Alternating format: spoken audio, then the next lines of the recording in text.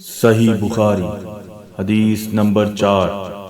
آپ صلی اللہ علیہ وسلم نے وحی کے رک جانے کے زمانے کے حالات بیان فرماتے ہوئے کہا کہ ایک روز میں چلا جا رہا تھا کہ اچانک میں نے آسمان کی طرف سے ایک آواز سنی اور میں نے اپنا سر آسمان کی طرف اٹھایا، کیا دیکھتا ہوں کہ وہی فرشتہ جو میرے پاس غار حرا میں آیا تھا وہ آسمان و زمین کے بیچ ایک کرسی پر بیٹھا ہوا ہے۔ میں اس سے ڈر گیا اور گھر آنے پر میں نے پھر کمبل اوڑھنے کی خواہش ظاہر کی۔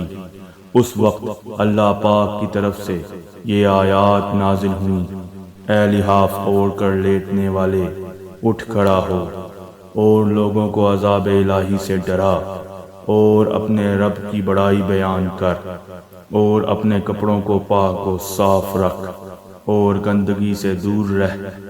اس کے بعد وہی تیزی کے ساتھ پے در پے آنے لگی۔